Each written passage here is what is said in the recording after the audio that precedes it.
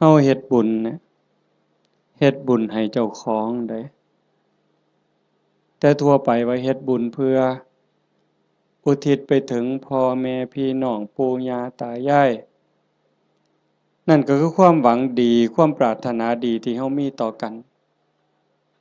แต่ว่าโดยความเป็นจริงนั้นเฮาเฮ็ดบุญให้เจ้าของซะก่อนคันมันเป็นไปตามคำสอนพระพุทธเจ้าบุญเกิดขึ้นมีขึ้นตามเหตุผลถ้าเฮ็ดถูกต้องทำถูกต้องตามคำสอนพระพุทธองค์บุญมันเกิดขึ้นมีขึ้นเฮาก็จังสิสามารถอุทิศไปถึงญาติที่ล่วงลับแม้แต่บางเทื่อเฮาอุทิศไปแล้วญาติผู้ล่วงลับก็บ่แน่ใจว่าสิได้นำเฮาหรือบ่ง่ายปานใดเด้เบิ่งดีๆโยมชีวิตเนี่ยเป็นของอัศจรรย์ชีวิตเป็นของมีค่าแต่ว่าเวลาของชีวิตมันน้อยเฮาอยู่ในโลกนี่ชั่วคู่ชั่วยามโลกบ่แม่นของเฮาเด้คันเฮาบ่เข้าใจในคำสอนของพระพุทธเจ้าบ่พิจารณาตามความเป็นจริงเฮาก็สิพากันหลงละเริงหลงในยศในตำแหน่งในฐานะความเป็นอยู่ว่าเจ้าของคักว่าเจ้าของประเสริฐดีกว่าเขาคักกว่าเขาอันนี้คือความบ่ฮู้ดอกคนบ่ได้คิดว่าอยากเป็นแต่ว่ากิเลสตัณหาอวิชชามันตัวเฮาก็เลยหลงไปตามมันในเมื่อวันเวลาผ่านไปคือว่ามาว่างั้นน่ะความแก่ก็เพิ่มขึ้นความเฒ่าเพิ่มขึ้นโรคภัยไข้เจ็บก็ใกล้มื้อใกล้เว้นความตายก็ใกล้เข้ามาเฮามาอาศัยโลกชั่วคู่ชั่วยามบ่แม่นบ่อยู่อันถาวรโลกเป็นหม้องมาเยี่ยม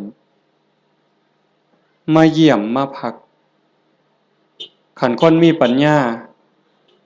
ก็สิรู้จักสร้างน้ำทำบุญเก็บเกี่ยวสัมภารธรรมเก็บกรรมบุญกุศลเพื่อนำพาดวงจิตดวงใจเจ้าของให้มันไปดีกว่าเก่าให้มันไปดีไปงามเพราะว่าถ้าตราบใดเฮายังบ่ทันถึงมรรคผลนิพพานการเวียนว่ายตายเกิดมีแน่นอนโยมจงมั่นใจเด้บาปมีจริงบุญมีจริงชาติหน้าชาติก่อนมีจริงนรกก็มีจริงสวรรค์มีจริงเฮ็ดดีก็ย่อมได้รับผลดีจริงเฮ็ดชั่วก็ย่อมได้รับผลชั่วจริงผู้ที่มีสัมมาทิฏฐิเบื้องต้นจังสี่ก็จังสิพยายามบ่ให้วันเวลาชีวิตผ่านไปโดยเปล่าประโยชน์พยายามสิเอากำไรให้มันเป็นชีวิตที่มีกำไรเฮามาเยี่ยมมายามมีวันเวลาที่อาศัยอยู่ในโลกนี้บ่โดนก็ถือเอาประโยชน์ให้ได้หลายที่สุดเพราะว่าเมื่อสิ้นลมหายใจปั๊บทุกอย่างคืนสู่ธรรมชาติบ่ได้หยังจากแนวนอกจากว่าโลกเป็นสถานที่ที่เฮามาเยี่ยมมาเยือนมาพักชั่วคราวในขณะเดียวกันชีวิตส่วนที่เป็นร่างกายเนี่ย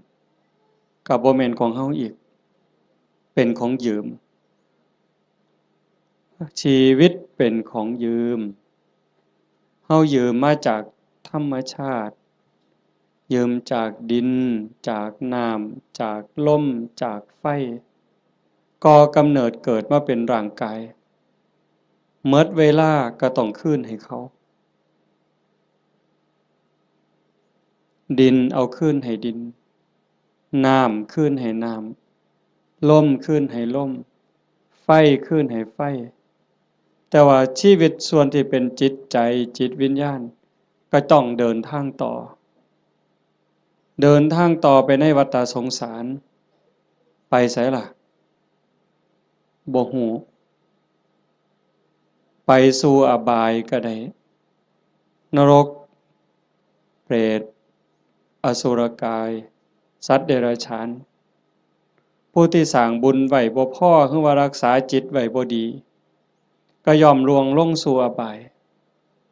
แต่หากผู้ใดตั้งโตอยู่ในความบ่ประมาทคือญาติโยมทั้งหลายนี้เป็นผู้บ่ประมาทในความบ่เฒ่าบ่แก่บ่เจ็บบ่ไข้คิดว่ากูบ่ตายง่ายดอกเฮาบ่คิดบ่ประมาทในความบ่เฒ่าบ่แก่บ่เจ็บบ่ป่วยแล้วก็บ่ประมาทในวันเวลาของชีวิตมันสร้างบุญสร้างกุศลเชื่อว่าบุญกุศลนั้นเป็นที่พึ่งผู้ที่เดินทางสายศีลสายธรรมละบาปบำเพ็ญบุญมันขัดเกลาจิตใจขันมันต้องจากโลกนี้ไปต้องตายลงโอกาสสิไปสู่สุคติไปสู่สวรรค์ไปสู่พรหมมันก็มีสูงแม้นว่าสิกลับมาเกิดเป็นคนอีกถ้ามันบ่ทันถึงพระอริยเจ้าขั้นสูงสุดมันก็ต้องกลับมาในเมื่อดวงจิตดวงวิญญาณมันได้เก็บเกี่ยวเอาบุญกุศลเป็นสมบัติของดวงจิตไว้หลายพอสมควรหลังจากหมดเวลาบนสวรรค์บนพรหมกลับมาเกิดเป็นคนอีกเถื่อเป็นคนงามรูปร่างหน้าตาผิวพรรณฐานะความเป็นอยู่ก็ดีสติปัญญาเฉลียวฉลาดโรคภัยไข้เจ็บหน่อยอายุยืนอันนี้เป็นเรื่องของบุญบุญเป็นผู้จัดสรรเป็นผู้ดลบันดาลเป็นผู้กำกับบุญนั่นจึงเป็นที่เพิงเป็นมิตรสหายในทุกๆสถานทุกการทุกเวลาแต่ว่าบาปนั้นมันตรงกันข้ามเป็นสิ่งตามหล่างตามพรานเป็นสิ่งที่ตามเผาล้นก่อให้เกิดความทุกข์ความเดือดร้อนคือผู้บ่ตั้งใจบ่เชื่อ สร้างบาปสร้างกรรมโดยกายวาจาใจความคิดก็บ่ถูกต้องคำเว้าก็บ่ถูกต้องการกระทำก็บ่ถูกต้องเฮ็ดอันใดก็หวังเอารัดเอาเปรียบผู้อื่นในชีวิตเป็นอยู่นี่ก็หาความสุขบ่พอมีความทุกข์อยู่เรื่อยมีความเดือดร้อนอยู่เรื่อยจากโลกนี้ไปก็ล่วงลงสู่อบายนรกเปรตอสุรกายสัตว์เดรัจฉานกลับมาเกิดเป็นคนอีกเถื่อทุกข์ลางเทื่อพิการตั้งแต่ในท้องตาบอดแน่หูหนวกแต่เกิดจังสิแข้งบ่ลาขาบ่เกิงมือบ่ครบเป็นแนวใดโยมวะพิกลพิการทั้งร่างกายแล้วเกิดในตระกูลที่ยากจนขี้ร้ายพร้อมพิการพร้อมจนพร้อมโรคภัยไข้เจ็บหลายพ้อแต่แนวบ่ดีเดือดร้อนบ่จบบ่สิ้นอันนี้ก็คือบาปเป็นผู้กำกับบาปเป็นผู้แสดงเป็นผู้กำกับการแสดงแล้วก็ส่งผลก่อให้เกิดความทุกข์ความเดือดร้อนผู้บ่ประมาททั้งหลายก็จังพยายามขนขวายในการสร้างบุญแต่มาจังว่าอนุโมทนาสาธุกับญาติโยมโดยเฉพาะเจ้าภาพ จริงๆกับเจ้าภาพทุกคนเจ้าภาพทุกคนที่มาร่วมกันในมื้อนี้เฮาตั้งใจสิเฮ็ดบุญกุศลอุทิศไปถึงโยมพ่อใหญ่ตาโยมแม่ใหญ่พุทธอุทิศแปลว่าให้เฮ็ดบุญหวังสิส่งไปฮอดโยมแม่ใหญ่ตาโยมพ่อใหญ่พุทธบุญรัตน์อันนี้ก็คือเจตนาอันนี้คือความหวังตั้งใจของญาติโยมทุกคนแต่ว่ามันสิเป็นไปดังใจบ่อาตมาเว้าค้างไว้ตั้งแต่ตอนต้นๆลางเทื่อเฮาคิดจังหนึ่งคิดจากได้จังสี่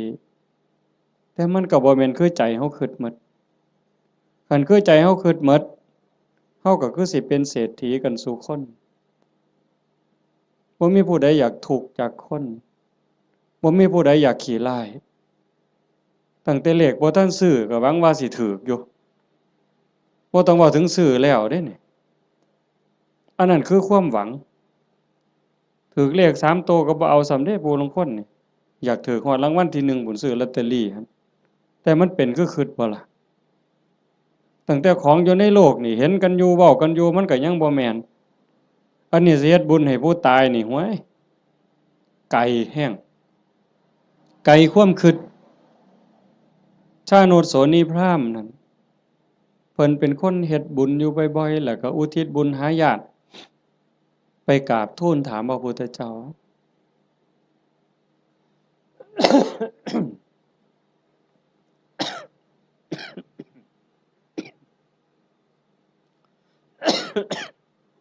เพิ่นว่าเพิ่นเฮ็ดบุญดูๆเนี่ยอุทิศไปให้ญาติที่ล่วงลับไปญาติได้รับบ่พระพุทธองค์เพิ่นก็ว่ามันบ่แน่นอนดูก่อนพราหมณ์มันแล้วแต่ฐานะคำว่าแล้วแต่ฐานะคือผู้ที่จากไปนั่นเขาไปไสคันเขาไปตกนรกเขาก็บ่ได้รับผลบุญนี่ทันทีนรกเพิ่นบอกว่ามีอยู่457ขุม457ขุมบ่ได้บุญทันทีคันสิได้ก็ในเมื่อรับรู้รับทราบแล้วก็ยินดีอนุโมทนาสาธุนำสิ่งที่เฮาเฮ็ดเฮาทำเขาก็จังสิได้คันไปเกิดเป็นเปรตเปรตมี12ชนิดที่สิได้บุญฉับพลันทันทีก็มีอยู่ชนิดเดียวคือปรัตถตูปชีวีอีก11กลุ่ม11คณะสิได้บุญย้อนก็เมื่อเฮาเฮ็ดถูกต้องและอุทิศไปถึงฮู้เรื่องฮู้ราวอนุโมทนาสาธุนำจังสิได้อสุรกายคือกันสัตว์เดรัจฉานคือกันถ้าไปเกิดเป็นเทวดาเขาก็กินอาหารของเทวดากินบุญเก่าเป็นพรหมคือกันคันมาเกิดเป็นคนยิ่งบ่ฮู้เรื่องบ่ฮู้จักเขาก็สิได้นำเฮาจังใดบัดนี้มันก็บ่ได้อันนี้คือฐานะของผู้ที่จากไปนั่นส่วนหนึ่ง2ผู้เฮ็ดบุญนี่เฮ็ดเป็นบ่เฮ็ดถูกตามคำสอนพระพุทธเจ้าบ่สมมุติว่าญาติเฮาที่ตายจากไปรอคอยส่วนบุญคอยอนุโมทนาเอาบุญนำเฮานี่แต่ว่าผู้เฮาเฮ็ดบุญนี่เฮ็ดเป็นบ่เฮ็ดถูกบ่เฮ็ดแม่นตามคำสอนพระพุทธเจ้าบ่คันบ่ได้เฮ็ดตามคำสอนพระพุทธเจ้าเฮ็ดบุญตามความคิดเฮ็ดบุญตามเขาว่าเฮ็ดบุญตามธรรมเนียมประเพณีมันก็บ่เป็นบุญผู้ท่าคาถาเป่าทุกข์ก็ทุกข์อยู่ส่ำนั้นจังซั่นการเฮ็ดบุญเนี่ยมันจะต้องศึกษาทำความเข้าใจแต่ว่าโยมทั้งหลายโดยเฉพาะผู้เป็นเจ้าภาพโยมแม่ออกสมบูรณ์หลายๆคนเนาะพ่อใหญ่อ่อนแม่ใหญ่สมศรีนางวิภารัตน์นายทวีศักดิ์พ่อใหญ่สง่านางโยมกาญจนาโยมศิริพรโยมกิตติโยมชูชาติโยมสมบูรณ์นายประจวบนางรัตมณีโยมชั่นชัยโยมดวงธิดาโยมพรณภาโยมไกรสอนโยมจันทิราอันนี้ก็ถือว่าเฮาเข้าใจพอสมควรคันเฮาบ่เข้าใจในคำสอนพระพุทธเจ้าบ่ได้ฟังเรื่องบุญบ่ได้ยินเรื่องบุญจนเข้าใจแล้วเฮาก็จะเฮ็ดบุญจังซี่บ่ได้บ่เฮ็ดดอกต้องเฮ็ดอีกอย่างหนึ่งจังซั่นการเฮ็ดบุญมันเป็นการสร้างประโยชน์สูงสุดให้กับชีวิตตนเองในปัจจุบันแล้วก็หวังผลบุญนั่นให้เป็นสิ่งเพิงพาอาศัยได้ในปรโลกเบื้องหน้าเฮาก็จังเฮ็ดในส่วนที่เป็นบุญตามคำสอนพระพุทธเจ้าวางหนึ่งน่ะอาตมามานั่งฟังอยู่ในรถครูบาอาจารย์เพิ่นสิกลับวัดเพิ่นให้พรโยมมีบทหนึ่งตอนท้ายๆปุญญานิปรโลกัสสมิงปฏิฏฐาโหนติปานินังเพราะเหตุว่าบุญนั้น เป็นที่พึ่งของสัตว์ทั้งหลายในโลกหน้าพร้อมทั้งโลกต่อไปเพิ่นแปลว่าจังซี่ปุญญานิปรโลกัสสมิงปฏิทาโหนติปานินังเพราะเหตุว่าบุญนั้นเป็นที่พึ่งของสัตว์ทั้งหลายในโลกหน้าพร้อมทั้งโลกต่อไปบุญนี่เป็นสื่อของความสุขเป็นสื่อของความดีความงามบุญนำมาซึ่งความสำเร็จนำมาซึ่งความเจริญเฮาได้ดังหวังตั้งใจนี่บุญเป็นผู้กำกับทั้งหมดบุญเป็นสื่อของความสุขความดีความงามนำมาซึ่งความสำเร็จบุญเป็นที่เพิงนอกจากบุญบ่มีอันใดเป็นที่เพิงอันถาวรได้โยมคิดเบิ่งดีๆเด้แม่นอยู่ดอกในขณะที่เป็นอยู่เฮาก็แสวงหาหมดนั่นล่ะเข้าของเงินทองชื่อเสียงอำนาจวาสนาบริวารญาติพี่น้องก็เพราะได้เพิงพาอาศัยกันในข้าวที่ยังอยู่แต่โยมพิจารณาเบิ่งดีบ่คนเฮาเพิงพาอาศัยกันได้จริงๆกันในข้าวที่มีศีลมีธรรมในใจเด้ในข้าวที่ทุกคนมีศีลมีธรรมเจือจานอยู่ในใจก็จังเพิงพาอาศัยกันได้คันถ้าศีลธรรมจืดจางไปจากใจแล้วผัวก็เพิงบ่ได้เมียก็เพิงบ่ได้ลูกก็เพิงบ่ได้โยมเปิดโทรทัศน์เบิ่งสิได้ยินเกือบซุมื้อเห็นเกือบซุมื้อผัวฆ่าเมียเมียฆ่าผัว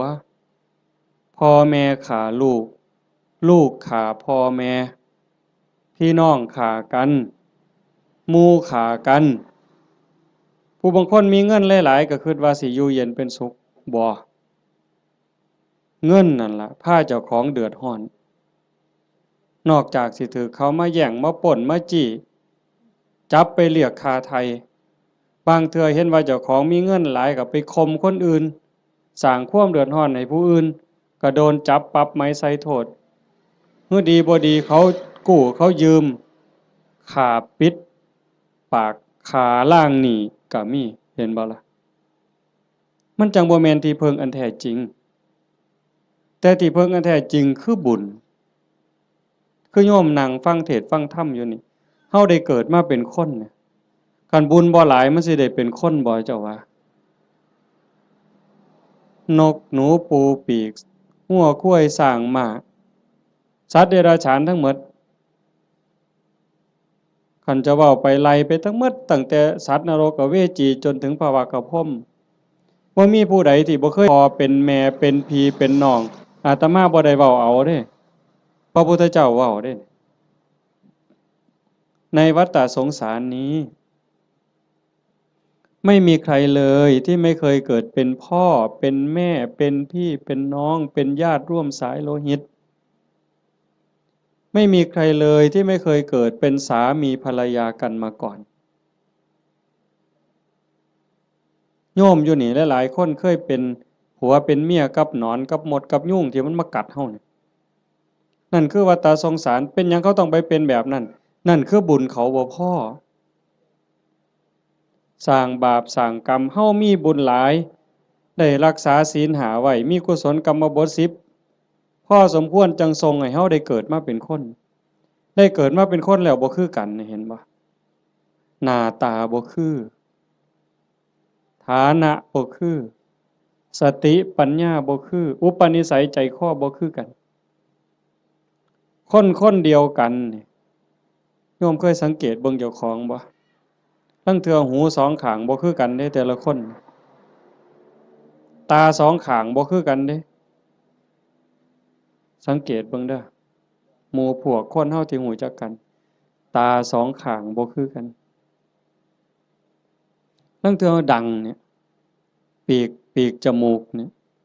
บ่คือกันเด้นิ้วมือนิ้วตีนคนเดียวกันก็บ่คือกันมือข้างซ้ายเป็นจังหนึงข้างขวาเป็นจังหนึงเป็นหยังก็เป็นจังซั่นคันให้พระเจ้ามาออกแบบเอาคันว่าพระเจ้าเป็นผู้สร้างเนี่ยคันพระเจ้าเป็นผู้สร้างอาตมาว่าคนสิคือกันหลายเติบอยู่เด้เราสิขี้คร้านเฮ็ดแบบพิมพ์เนาะก็ ก็สิเฮ็ดพิมพ์มาคือรอพระพุทธรูปนี่เทเขามันก็สิคือกันหมดนะแต่มันบ่แม่นจังซั่นคนสิดีสิงามสิเฉลียวฉลาดสิโง่สิเป็นอะไรก็แล้วแต่ก็ขึ้นอยู่กับกรรมแปลว่าการกระทำการกระทำของตนเองที่ถึงพร้อมโดยเจตนาบ่ว่าสิกระทำทั้งกายทั้งวาจาทั้งใจถ้าคิดดีทำดีเฮ็ดดีเนี่ยเป็นกรรมดีก็ย่อมได้รับผลดีเฮ็ดบ่ดีทำบ่ดีเป็นกรรมบ่ดีก็ต้องได้รับผลบ่ดีในเมื่อมันเป็นจังซั่นพระพุทธเจ้าเพิ่นจึงบอกว่าบุญนั่นเป็นที่เพิงโยมทั้งหลายก็อยากได้บุญโยมไม่ออกผู้เป็นเจ้าภาพญาติโยมทุกคนมาร่วมฟังเทศน์ฟังธรรมมาร่วมบุญร่วมงานมาเพาะมาโม่นั่นก็คือเฮาอยากได้บุญแต่ว่าการเฮ็ดบุญนั่นเฮ็ดจังได๋มันจังสิได้หลายขึ้นกว่าเก่าปู่ย่าตายายเพิ่นบอกว่าเฮ็ดบุญกฐินมันได้บุญหลายโยมก็ตั้งอกตั้งใจอยากเฮ็ดบุญกฐินในชีวิตหนึ่งให้มันได้เป็นเจ้าภาพทอดกฐินมันสิได้บุญหลายอาตมาก็ว่าเป็นไปได้ถ้าเฮ็ดเป็นเด้ถ้าเฮ็ดบ่เป็นมันก็บ่เกิดบุญคำโบราณเพิ่นว่ามีกฐินบูดกฐินเน่ากฐินเศร้าหมองอีหยังเพิ่นว่าจังซั่นแต่คันเฮ็ดเป็นบัดมันก็งดงามเป็นที่เพิงพาอาศัยได้ในชีวิตนี้ในชีวิตหน้าบ่จบบ่สิ้นเพิ่นจังให้เฮาศึกษาทำความเข้าใจเรื่องบุญปุญญะเมวะโสสิกขยะอายตัตถังสุขินทริยังทานันจะสัมมจาริยันจะเมตตาจิตตัญจะภาวเยเอเตธัมเมภาวยิตตวาตโยสุขังสมุทัยเยอภยาปัจฉังสุขขังโลกังบันติโตอุปปัชชติถ้าบุคคลใดปรารถนาบุญอันเลิศพึงศึกษาทำความเข้าใจเรื่องบุญนั้นให้ดีๆจงเลือกทำบุญชนิดที่มีความสุขเป็นกำไรโยมฟังเข้าใจบ่เนี่ยถ้าบุคคลใดปรารถนาบุญอันเลิศจงศึกษาทำความเข้าใจเรื่องบุญนั้นให้ดีๆจงเลือกทำบุญชนิดที่มีความสุขเป็นกำไรคำว่าบุญอันเลิศคือบุญประเสริฐดีงามประเสริฐเลิศเลิศก็แสดงว่าต้องมีสิ่งที่ตรงกันข้ามนั่นคือบุญกระจอกบุญกระจอกบุญบ่พอสิได้ประโยชน์ไปเหย้าก็เอิ้นว่าบุญคือกันอยู่บุญกระจอกเป็นบุญชนิดที่มีความทุกข์เป็นกำไรเป็นบุญนอกคำสอนพระพุทธเจ้าเป็นบุญคิดเอาเป็นบุญตามเขาว่าเอิ้นชื่อว่าบุญคือกันบุญแข่งเหือเห็นบ่เป็นบุญบ่อนใดล่ะหมู่เจ้าว่าบุญบั้งไฟจังสิเอาเป็นบุญบ่อนใดเอาเฮาก็เอิ้นว่าบุญอยู่เด้นี่บุญบั้งไฟตั้งแต่ไปเตรียมทานนี่ก็เท่าใดเครือกเวลาเท่าใดหมดเงินหมดทองเท่าใดผัวเมียผิดกันเท่าใดหมดให้หมดหน้าไปเท่าใดได้ปาลูกปาผัวปาเมียเท่าใดนั่นบ่บุญตายเท่าใดพิการเท่าใดนั่นคือบุญบ่นะนี่บุญตามเขาว่าบุญแข่งเหือคือกันนั่นคือบุญกระจอกอาจสิลงทุนเป็นล้านผู้ว่าราชการจังหวัดมาเป็นประธานเปิดบุญใดเฮ็ดบักอย่างใหญ่นี่นั่นคันระดับจังหวัดก็ยังจะคักหลายกว่าเก่าดีบ่ดีก็ฆ่ากันตายในงานนั้นอันนั้นคือบุญกระจอกอาจสิลงทุนเป็นร้อยล้านพันล้านก็ได้แต่บ่แม่นที่เพิงบ่ได้เป็นสมบัติของจิตของใจหยังเลยบุญตามเขาว่าบุญตามประเพณีอีกอย่างหนึ่งขันบุญในบ้านในชุมชนจังซี่แต่อาตมาเป็นเด็กน้อยคือบวชมาใหม่ๆก็ยังได้มีซุมื้อก็ยังเหลืออยู่แต่ก็น้อยลงในบางจุดพอเฮาเว้าดูชี้แจงดูอย่างว่าบ่มีเหล้าบ่มียาบ่เป็นบุญดอกบ่ฆ่าหมูบ่ฆ่างัวบ่ฆ่าควายสู้กันกินนี่บ่เป็นบุญดอกบ่มีหมอร้องหมอลำบ่แม่นบุญดอกอันบุญจังซั่นเป็นบุญตามเขาว่าเป็นบุญกระจอกนอกพุทธศาสนาบุญชนิดนั้นมีความทุกข์เป็นกำไร มีความทุกข์เป็นกำไรมีความทุกข์เดือดร้อนตามมาบ่จบง่ายบ่สิ้นง่ายแถวตำบลดอนแรดเนี่ยอาตมากระเสือว่าโยมเคยเห็นพี่กายอาตมาเทศน์ทั้งฟังนั่นอันนั้นเฮงแต่หมดหลายอยู่ด้วยกอตองหมอลำครูหมู่ฮ้อข้าวต้มมวยแม่นบ่มื้องั้นจังซี่นี่หมอลำ300,000ก็ว่าเอาบุญบักคักเด้อเอาก็ได้ไปก็แล้วแต่ว่าบุญที่พระพุทธเจ้าสอนมันเป็นบุญชนิดที่มีความสุขเป็นกำไรอาจสิบ่ต้องลงทุนพอสลึงก็ได้บัดมันมีหยังแหน่บุญที่พระพุทธเจ้าสอนเป็นบุญในเขตพุทธศาสนาเป็นบุญสงบเย็นแล้วก็มีความสุขเป็นกำไรทานันจะท่านคือการให้การแบ่งการปันโยมให้ออกสมบูรณ์ต้อนรับพี่ในป่าพ่อลุงน่ะบ่าวน่ะสาวลูกเต่าเล่าหลานมาเพาะมาโม่บุญตั้งแต่น้ำเป่าๆน้ำดื่มธรรมดาแก้วหนึ่งต้อนรับกันโยมไม่ออกสมบูรณ์ก็สบายใจเห็นบ่ไหว้กันต้อนรับกันทักทายปราศัยเว้ากันดีๆซ้ำนี่ก็เป็นบุญบุญคือความสุข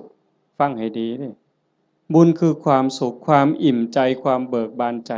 แล้วบุญนั้นไม่มีโทษบ่แม่นม่วนซื่อๆเด้ต้องบ่มีโทษบ่มีภัยนำในโลกนี้ในโลกหน้า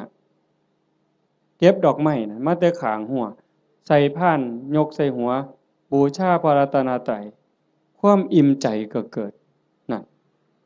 บ่ต้องเสียหยังหลายยิ่งคือตอนเพลเฮาได้ถวายเพลยกสำรับกับเขาถวายครูบาอาจารย์ได้ไหว้พระได้รับศีลคันเข้าใจตั้งใจดีๆเกิดความสุขเกิดความอิ่มใจตรงนี้คันญาติพี่น้องเพิ่นอยู่ในฐานะที่สิได้เพิ่นก็ได้คันเฮาเฮ็ดถูกเฮ็ดแม่นนี่เพิ่นต้องได้คันเฮ็ดบ่ถูกบ่แม่นหมดร้อยล้านพันล้านก็บ่เป็นบุญบ่ได้นำจังว่าทานันจะทานคือการให้การแบ่งการปันตั้งแต่อามิสทานวัตถุทานข้าวน้ำสามปลาโภชนาอาหารปัจจัย4ทั้งหมดที่เฮาถวายกับหมู่สงฆ์ก็แล้วแต่อันนี้มันเกิดความสุขคันยิ่งธรรมทานให้ความรู้ให้ความเข้าใจที่ถูกต้องให้คำแนะนำที่เป็นประโยชน์ในการดำรงชีวิตที่เป็นศีลเป็นธรรมเป็นไปเพื่อความถูกต้องดีงามอันนั้นเป็นธรรมทานอานิสงส์ก็ยิ่งใหญ่กว่าเก่าบัดนี้คันเลยไปฮอดอภัยทานล่ะให้อภัยญาติโยมเคยเป็นอยู่บ่เฮาเครียดให้คนเครียดให้หมู่ก็ตามให้เอื้อยให้อ้ายก็ตามให้พี่ให้น้องก็ตามให้ลูกให้หลานหรือให้ลูกไผลูกเขยเฮาเครียดเฮาขมกักไว้ในใจนี่มันทุกข์มันอุกมันอังแต่คันเฮารู้จักให้อภัยปั๊บอโหสิปั๊บมันก็คือกับบงหนองบงเสียนเคยตำมือตำตีนตำแข้งตำขาแต่เอาซ้ำมือนี่ล่ะไปเสียนไม้ไผ่น้ำขอบเตียงขอบหยังมันเตรียมตำมือเข้ามานี่มันก็บ่พอล้มพอตายแต่มันนั่นเดียดเดียดเดียดอยู่เรื่อยบัดเฮาตัดสินใจบงออกเคลียร์เอาหนามนั่นออกเอาเสียนนั่นออกปั๊บโล่งการให้อภัยก็เป็นจังซั่นฝีจังซี่โยมเคยเป็นฝีบ่แต่ต่อมาเป็นเด็กน้อยฝีอยู่ก้นอยู่กับโพกโยมไม่ออกเพิ่นกีบักเขียบแหงกับเปลือกบักงิ้วกีจนมันไหม้ดำๆเอามาผสมกับปูนเขี้ยวหมากเอามาแปะมันดูดจูดจูดจูดปวดแต่มันคือยับออกปืดปืดปืดปืดบ่โดนหัวฝีหลุดปกออกมาเศร้าเจ็บเศร้าปวดทันทีนั่นคือทานเด้นี่อามิสทานก็มีประโยชน์บ่น้อยอานิสงส์บ่น้อย อานิสงส์สิเป็นขันเป็นตอนขันเรามันสิยาวโพดเอาง่ายๆซ้ำพื้นฐานเนี่ยซ้ำสิเอาบุญเนาะโยมเนาะคือเมออกเมคั่วเนี่ยเฮ็ดอยู่เฮ็ดกินคือมาจังซี่ล่ะโจมปลาเขาพระน้ำสู้กันกินแล้วบัดกินแล้วสิเอาถ้วยเอาซ้ำไปล้างคันเมคั่วเข้าใจจักน้อยสิเอาบุญเนี่ยเศษอาหารนี่เคลียร์ลงขยะแล้วมีแต่คราบไขมันคราบน้ำแกงอีหยังต่างๆที่มันติดอยู่กับถ้วยกับจานแม่ครัวเอาน้ำเทใส่แล้วก็มือลูบในแก้วในถ้วยในจานนั่นแล้วก็คิดในใจก่อนสิเทน้ำลงดินโอ้ยน้ำเศษอาหารรสชาติอาหารติดอยู่กับน้ำนี่เทลงไปในดินให้สัตว์อาศัยในดินมันได้กินเด้อพวกขี้ไก่ดักไก่เดือนไก่มันได้กินกินแล้วไก่มันอยู่ดีมีแห้งสุขกายสุขใจเด้อแล้วเทลงไปปุ๊บซ้ำนั่นพระพุทธเจ้าว่าเป็นบุญที่นับประมาณไม่ได้แค่นี้เด้อโยมเพราะท่านได้เป็นหยังย้อนได้นี่เป็นบุญหลายจนนับประมาณบ่ได้ซ้ำเฮานับบ่ได้แล้วว่าฝนตกเนี่ยมันจักเม็ดแม่น้ำมูลแม่น้ำโขงแม่น้ำเจ้าพระยาคือน้ำในทะเลนี่เฮานับบ่ได้ว่ามันจักซ่อนจักแก้วจักขวดจักลิตรจักแองจักโองเฮาบ่สามารถจะนับได้เพียงแค่เฮาเทน้ำล้างถ้วยล้างจานลงในดินแต่เจตนาให้พวกเชื้อโรคพวกขี้ไก่เดือนให้มันได้กินซ้ำนี่ก็บุญมหาศาลพระพุทธเจ้าเพิ่นก็ยังไล่ขึ้นมาจากสัตว์เดรัจฉานร้อยเทื่อพันเทื่อก็บ่สู้ให้คนขี้เมาคนบ่มีศีลบ่มีธรรมตีหัวหมาด่าแม่คนคันให้พวกนี้เทื่อเดียวก็ได้หลายกว่าให้สัตว์เดรัจฉานร้อยเทื่อพันเทื่อให้คนบ่มีศีลบ่มีธรรมจังสันร้อยเทื่อพันเทื่อก็บ่ได้บุญหลายเท่าให้โยมผู้มีศีลหาเทื่อเดียวเพราะว่าคนมีศีลมีธรรมมันสิเฮ็ดโลกนี่สงบร่มเย็นแล้วก็เป็นประโยชน์นำกันอีกให้คนผู้มีศีลหาร้อยเทื่อพันเทื่อก็บ่ได้บุญหลายเท่าให้ผู้มีศีลแปดพ่อใหญ่แม่ใหญ่เฮาไปจำศีลอยู่วัดในมื้อวันพระวันศีลหรือมีงานปฏิบัติธรรมไปนุ่งขาวห่มขาวนั่นแหละเป็นเนื้อหน้าบุญผู้ศีลหาบริสุทธิ์ร้อยเทื่อพันเทื่อก็บ่ได้บุญหลายเท่าให้ผู้มีศีลแปดเทื่อเดียวให้ผู้มีศีลแปดร้อยเทื่อพันเทื่อก็บ่ได้บุญหลายเท่ากับให้เน้นน้อยผู้เดียวได้บัดนี้เน้นน้อยศีล10เด้ให้เน้นน้อยศีล10ร้อยเทื่อพันเทื่อก็บ่ได้บุญหลายเท่ากับให้พระภิกษุศีล227เทื่อเดียวให้ผู้พระภิกษุเนี่ยศีล227ร้อยเทื่อพันเทื่อก็บ่เกิดบุญหลายเท่ากับให้นักบวชนอกศาสนาที่เขาฝึกฝนอบรมบ่มจิตบ่มใจจนคมราคะความรู้สึกระหว่างเพศขาดสะบั้นลงแล้วไล่ขึ้นมาอีกเป็นเก่าชั้น10ชั้นบนบ่ไล่ดอกจนฮอดพระพุทธเจ้าจนฮอดสงฆ์ที่มีพระพุทธเจ้าเป็นประธานอานิสงส์ก็หลายขึ้นหลายขึ้น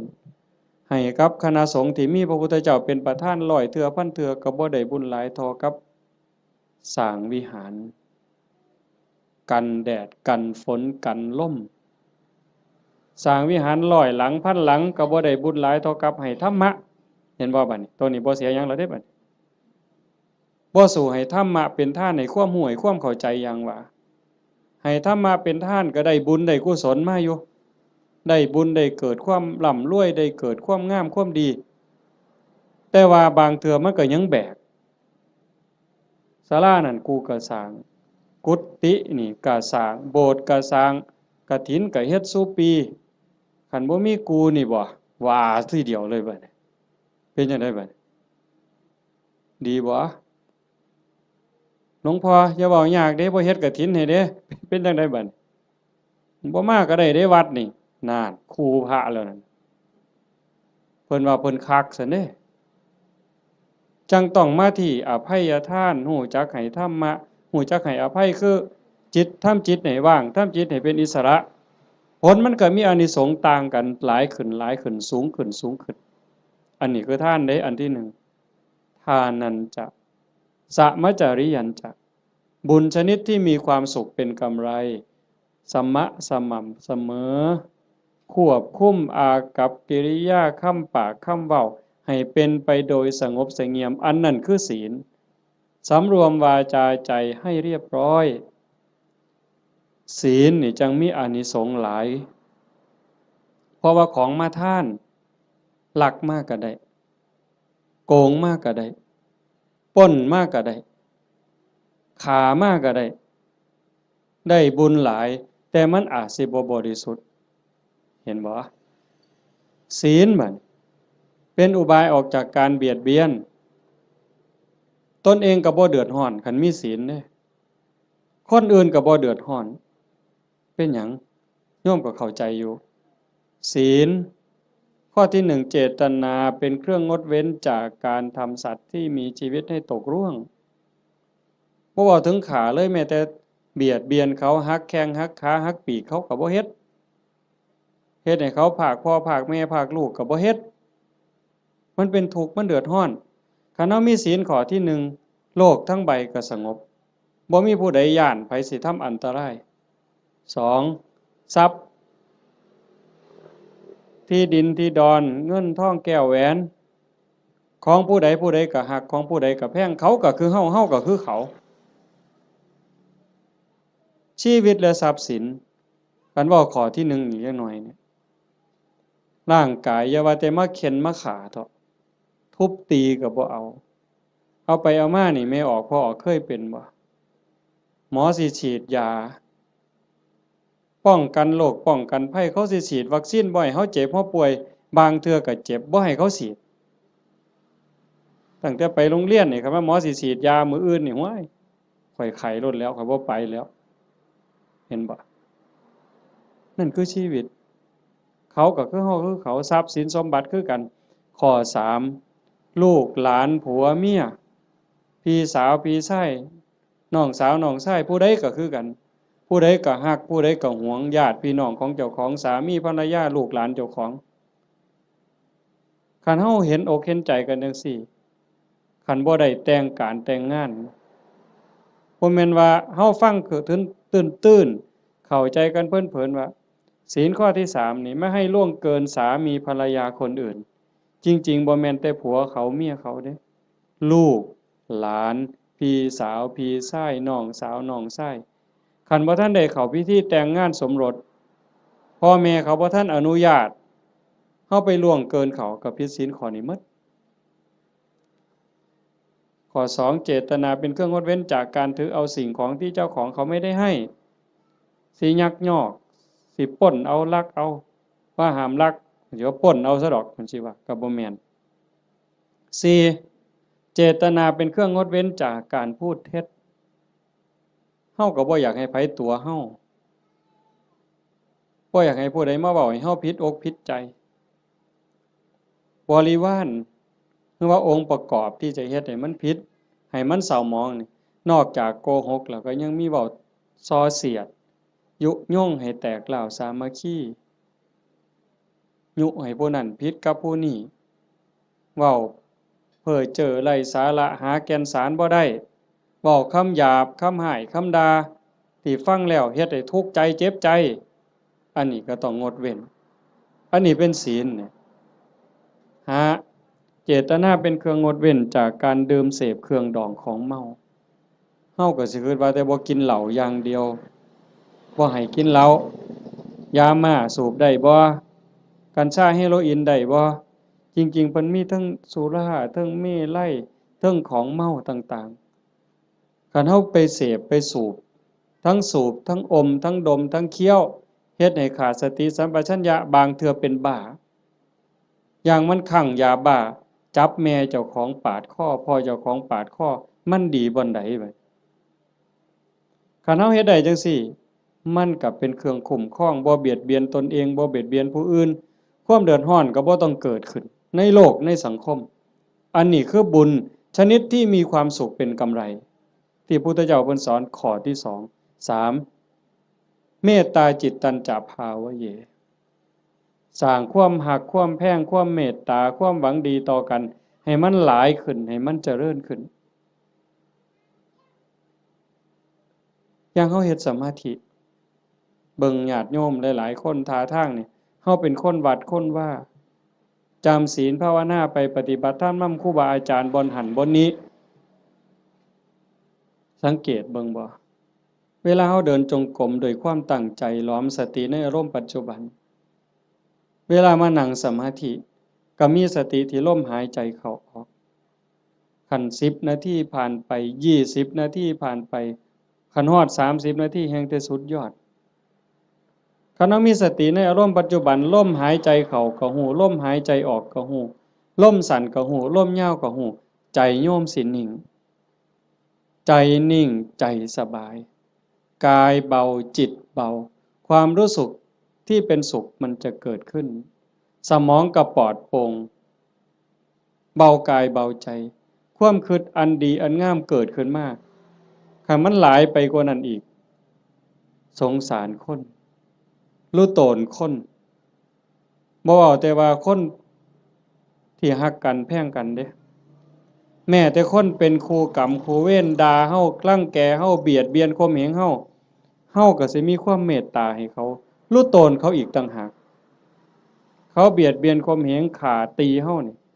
สิเอาโทษเอาเรื่องผู้อื่นสิเอาโทษยุให้เอาโทษจับเข้าคุกเข้าตารางปรับไหมใส่โทษ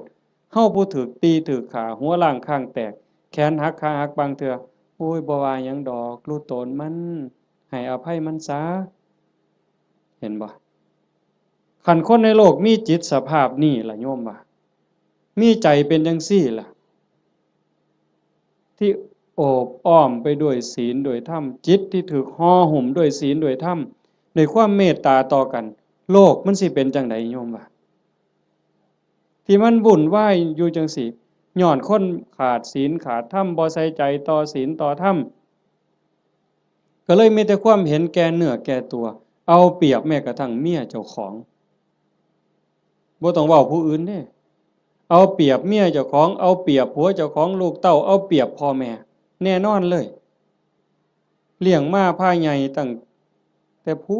นอุ้มผ้าค่าท้องยากปานใดไม่ออกหูดีบ่ต้องจักถามดอกว่าพ่อแม่สิฮักเฮาส่ำใดห่วงใยเฮาส่ำใดโยมถามเจ้าของฮักลูกแต่มื้อใดยายหึถามจักหน่อยนี่โยมฮักลูกแต่มื้อใดเกิดไสเกิดจากท้องหรือเกิดในท้องบ่ยายว่าเกิดออกจากท้องมาฮักเลยแต่อาตมาเห็นว่าผู้บางคนนี่ส่วนหลายฮักตั้งแต่ว่าลูกมีในท้องพุ่นว่าตั้งท้องแล้วฮักเลยลุกก็ระวังย่างก็ระวังกินก็ระวังนอนก็ระวังสิกินอันใดลงไปคันถ้าแม่นเจ้าของมักปานใดเคยกินเคยแซ่บแต่คันว่ามันสิเฮ็ดให้ลูกแสบลูกร้อนหยุดนั่นคือความฮักเด้ฮักตั้งแต่ว่าลูกอยู่ในท้อง9 เดือน10 เดือนคลอดมาก็เกือบล้มเกือบตายเชื่อว่าทุกคนนี่มื้อออกลูกนี่บ่มีผู้ใดม่วนปานใดดอกเทิงร้องเทิงไห้จมให้ผัวซ้ำผู้บางคนเครียดให้ลูกบ่สั่งลูกบ่ฮักตั้งแต่คาท้องบ่ฮู้ซ้ำว่าลูกในท้องนี่มันสิเป็นผู้หญิงหรือเป็นผู้ชายสิพิการบ่สมบูรณ์บ่สิขี้ร้ายหรือสิงามสิเกิดมาทำร้ายเจ้าของบ่สิเป็นคนดีหรือเป็นคนชั่วบ่เกี่ยวกันบ่สนใจเลยฮักอย่างเดียวบัดลูกเกิดมาแล้วเลี้ยงมาลำบากปานใดหมดข้าวจักเหล้าตัวสิใหญ่แต่ละคนหมดเสื้อผ้าจักผืนหมดเงินจักแสนแต่งการแต่งงานให้แล้วบ่เฮ็ดเรือนเฮ็ดซ่านให้อีกแล้วบ่มีทางออกลูกมาก็มาให้แม่เลี้ยงพ่อเลี้ยงคือเก่าพูดไปหาซื้อขนมกินอยู่กรุงเทพเอาหลานมาให้ยายเลี้ยงแทนที่สิได้ลงวัดลงว่าจังหันจังเพี้ยนบ่ค่าหลานยายบางคนก็พะโล้เด้เอาแต่หลานมาอ้างยากแทนที่สิได้เข้าวัดเข้าว่าเตรียมตัวตายเอาบุญให้หลายๆบ่เอาหลานมาอ้างขี้คร้านไปวัดเงินเดือน500ก็ซื้อขนมจนเกลี้ยงบ่ได้ ว่าเลี้ยงหลานใหญ่แล้วก็สิไข่ดอกเพิ่นหลานใหญ่มันละออกเรียนมาอีกตายเจ้าเสร็จอีกคือเก่าไปบ่รอดเพิ่นว่าเฮ็ดจังไดบัดนี้สิมาวัดตอนมาอยู่ข้างกำแพงบ่เมื่อเลยมาเทื่อเดียวอยู่เลยเด้อบัดนี้บ่แม่นแนวซั่นบ่เห็นบ่คันเฮาได้พิจารณาอีหลีอีหลอนี่จากทานมาสู่ศีลมาสู่ภาวนาความเมตตาหวังดีต่อกันมันสิเกิดจริงๆการสร้างบุญการเฮ็ดบุญมันมีรายละเอียดหลายโยมตั้งแต่การให้ทานซื่อๆเนี่ยทานอย่างเดียวนี่น้ำขวดเดียวข้าวปั้นเดียวผักเส้นเดียวก็ตามบุญต่างกันอยู่ที่เจตนาคันให้ด้วยความศรัทธาเชื่อในคำสอนของพระพุทธเจ้าบาปมีบุญมีชาติหน้าชาติก่อนมีเชื่อมั่นใจจังซั่นเนี่ยเวลาผลบุญมันออกมากอกผลเฮาสิเป็นคนรวยพร้อมงามพร้อมปัจจุบันก็จิตใจร่ำรวยบุญกิริยามารยาทก็งดงามงามภายนอกงามภายในงามภายในทรงไปสู่ภายนอกเกิดชาติใหม่พบใหม่งามพร้อมรวยพร้อมนี่ก็ในท่านโดยศรัทธาศรัทธาแปลว่าเชื่อใจมั่นใจไว้ใจวางใจ2ให้ทานด้วยความเคารพในวัตถุทานเคารพในผู้รับทานอาตมาเว้าข้างไปตอนต้นมันแล้วแต่ฐานะที่ชานุโสนิพามถามพระพุทธเจ้ามันแล้วแต่ฐานะมันมีหลายระบบอีกหลายเหลี่ยมอีกผู้รับทานน่ะมีศีลมีธรรมบ่อย่างคือทอดกฐินนี่ครูบาอาจารย์เพิ่นมีศีลมีธรรมได้ฝึกฝนได้อบรมมื้ออื่นเวลาพ่อใหญ่พาไปกาวกฐินฮือย่ายผู้เป็นเจ้าภาพอุ้มผ้ากฐินถวายเนี่ยมื้อนั้นอาตมาไปเห็นอยู่วัดหนึ่งเพิ่นนิมนต์ไปรับนำเพิ่นเขียนคำถวายให้เจ้าภาพนี่อุ้มผ้าไตรจีวรตั้งนะโมแล้วก็พาหมู่ว่าอิมังพันเตกฐินะจีวรทุตสังอาตมาก็เหลียวเบิ่งหน้าเจ้าภาพก็คิดเบิ่งใจเจ้าภาพคิดเบิ่งใจญาติโยมอีกหลายๆคนโยมว่าเป็นตาอ่อนซ่อนบ่ในชีวิตหนึ่งเฮาได้อุ้มผ้าไตรจีวรกล่าวถวายสังฆทานถวายผ้ากฐินว่าเป็นบุญใหญ่เป็นบุญสุดยอดมันสิเป็นความภูมิใจสิเป็นบุญปานใดโยมว่าคิดเบิ่งเด้อยายชีวิตหนึ่งนี่เฮาให้ได้เฮ็ดคันบ่ได้เฮ็ดกองใหญ่เป็นเรื่องเป็นราวคือเพิ่นกลับไปห่วมเพิ่นเฮ็ดได้อันนี้คือสิ่งที่ได้เด้บุญเนี่ยติดตามไปในโลกนี้โลกหน้าหน้ามีไผได้เฮามาอาศัยโลกชั่วคราวบ่แม่นของเจ้าของดินนี่สิว่าของเฮาซั่นบ่หน้านี่สิว่าซื้อเจ้าของในโฉนดสิภูมิใจซั่นบ่มันสิภูมิใจจักมื้อจักหน่อยเขาก็เปลี่ยนเป็นชื่อผู้อื่นล่ะเฮ้ยอยู่ในทะเบียนบ้านมันจะสิสถานะเจ้าบ้านนี่ชื่อขึ้นก้อนหมู่นั่นสถานะเจ้าบ้านน่ะจะร้องตายมึงติพอ24ชั่วโมงยังเขามาทับตาแดงใส่ปรับหล่นตายว่าซั่นว่าโอ้เจ้าบ้านเจ้าบ่ต้องไปไสเด้อเจ้าอยู่หั่นเด้คันแม่นเจ้าบ้านอีหลีนั่นต้องเป็นเจ้าของอยู่ตลอดมันบ่แม่นหน้าก็บ่ได้สวนก็บ่ได้รถก็บ่ได้บ่ได้หยังจักอย่างแนวใดคือบุญนี่แนวใดเพิ่นจังว่าต้องทำความเข้าใจอีหยังให้มันหลายๆทานก็เฮาให้ด้วยความศรัทธาให้ด้วยความเคารพในผู้รับทานครูบาอาจารย์เป็นผู้มีศีลมีธรรมผู้รับทานเป็นหมู่สงฆ์เฮาถวายข้าวสงฆ์เจ้าของเองก็เป็นผู้บริสุทธิ์ย้อนหยังสะอาดย้อนหยังย้อนศีลก่อนสิทำบุญให้ทานถวายต่างๆเพิ่นจังให้เฮาสามารถทานศีลนั่นคือชำระความเศร้าหมองในใจคันเฮาไปฆ่าสัตว์มามันก็เศร้าไปลักเขามาก็เศร้าไปนอกอกนอกใจสามีไปล่วงเกินผู้อื่นมามันก็เศร้าหมองเอาน้ำมาอาบหมดน้ำทะเลมันก็บ่สะอาดใจบ่สะอาดดอกไปตั๋วเข้ามาไปดื่มเสพเครื่องดองของเมามาสิใช้ผงซักฟอกอันใดสบู่อันใดล้างออกมันก็บ่สะอาดแต่คันสมาทานศีลปั๊บปานาติปาตาทินากาเมมุสาสุราปั๊บพระสงฆ์เพิ่นสรุปศีลให้ปั๊บสำบายใจล้างความหม่นหมองความเศร้าหมองในใจนั่นออกมา นั่นเป็นผู้บริสุทธิ์นี่เด้มันสิเกิดภละอานิสงส์หลายมันแล้วแต่ฐานะสิเกิดบุญจังไดนี่หนึ่งผู้ให้บริสุทธิ์สองวัตถุที่มาทำบุญก็บริสุทธิ์สามผู้รับก็บริสุทธิ์ผ่ากฐินมาทอดกฐินนี่มันสิบริสุทธิ์บ่เป็นกฐินเน่ากฐินบูดกฐินเศร้าหมองบ่ผ่านั่นบ่ได้ลักไผมาบ่ได้ยืมไผมาเป็นของที่เกิดด้วยหยาดเหงื่อแรงงานด้วยความบริสุทธิ์ผ่าเก่าก็ได้ย่ายผ่าเก่าก็ได้กลางเก่ากลางใหม่ก็ได้ผ่าใหม่ก็ได้ผ่าบางสุกุลก็ได้ไปเก็บมาแต่กองขยะผุ่นก็เป็นกฐินได้ไปเก็บมาจากกองขยะสีกได้เธอค่ะทอนละซ้ำฝ่ามือทำศอกซ้ำแขนมาหยิบต่อกันเฮ็ดผ้าสบงได้ผืนหนึ่งเก่าก็ได้แต่ว่าเป็นกรรมสิทธิ์โดยชอบทำโดยความถูกทำนั่นคือวัตถุท่านที่บริสุทธิ์บุญกุศลมหาศาลแล้วก็ประกอบกับเจตนาอีกก่อนให้นี่มีศรัทธาบ่ตั้งใจไว้ดีบ่คันมีความศรัทธามีความเหลื่อมใสของนั้นแม้นมันสิน้อยสิราคาหลายปานใดพักเครื่องเส้นแต่ก่อนให้มีความศรัทธามีความตั้งใจสักกจังทานังเทติให้ท่านด้วยความเคารพด้วยความศรัทธาเนี่ยของนั้นมันสิมีค่ามีราคาหน่อยเฮาตั้งอกตั้งใจถวายพระพุทธเจ้าว่าบุญบ่น้อย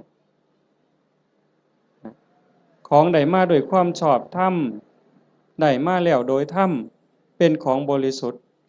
ก่อนให้ก็มีศรัทธามีความเหลื่อมใสในขณะที่หยิบยื่นให้ทรงให้ยกประเคนก็ภูมิใจดีใจให้ไปแล้วหลังให้ก็มีความปีติยินดีคิดพ่อย่ามใดก็สุขใจอิ่มใจภูมิใจจนน้ำตาหลั่งน้ำตาไหลบุญจะเกิดอันนี้คือฐานะที่เฮ็ดให้บุญมันมีพลังสามให้ท่านตามการกฐินนี่ก็ประยุกต์เข้ามาในหันเพราะว่าวัดหนึ่งรับได้เทื่อเดียวในรอบปีเดือนเดียวเท่านั้นคันมือร้อยกระทงไปแล้วสิมีเงินแบ่งพันนี่เต็มปะล่ำนี่ก็ทอดกฐินบ่ได้หมดโอกาสเห็นบ่มันถือการถือเวลาคันผู้ใดให้ท่านตามการตามเวลาเพิ่นบอกว่าเมื่อบุญมันออกหมากออกผลเต็มที่แล้วตกทุกข์ได้ยากลำบากลำบนบ่อนใดอยู่ไสก็ตามสิมีคนซอยเหลือแม่นเว้ากันบ่ฮู้เรื่องก็สิมีคนซอยคันบ่มีผู้ซอยอยู่บ่อยู่ก็ถูกเลขบ่อยากถูกก็ถูกเฮาสิได้ยินอยู่เรื่อยพวกถูกลอตเตอรี่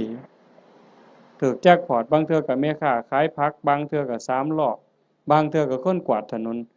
พวกเรานี่บ่ได้ซื้อประจำดอก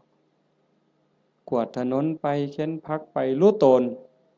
เห็นคนตาบอดเห็นคนพิการที่มาขายลอตเตอรี่เฮามีใจรู้ตนนี่คนทุกข์นี่จะรู้ตนกันบางเทื่อก็บ่อยากได้บ่อยากซื้อแต่ว่าเพราะอยากอุดหนุนเขาหยิบให้แน่บ่เบิ่งฮอดตัวเลข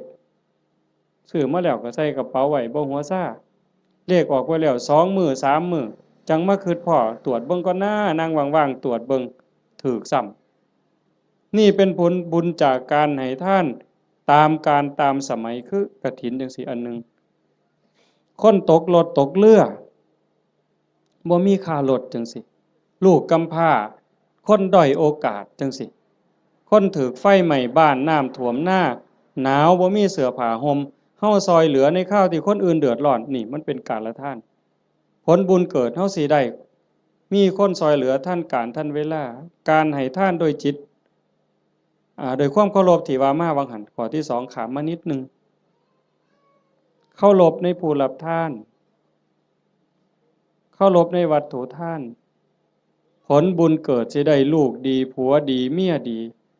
ข้าทาสบริวารสิเป็นคนซื่อสัตย์ไว้ใจได้วางใจได้มีอานิสงส์หมดเด้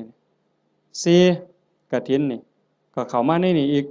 ทานด้วยจิตหวังอนุเคราะห์ตามธรรมดางานกฐินมันสิเป็นเรื่องของพระเรื่องกฐินเป็นเรื่องของพระบ่เกี่ยวกับโยมออกพรรษามามื้อวันแฮม1ค่ำเดือน11จนฮอดวันเพ็ญเดือน12ระยะเวลา1เดือนนี่ภาษาธรรมเพิ่นสิเอิ้นว่าจีวรการเวลาแห่งการแสวงหาผ้า ออกพรรษาปั๊บเพิ่นก็สิแยกย้ายกันไปเพราะว่าผ้าสมัยเก่ามันบ่ได้ดีคือซุมื้อ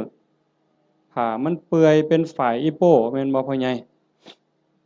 อาตมาก็ได้ใช้อยู่ย้อนหลังไป40กว่าปีหั่น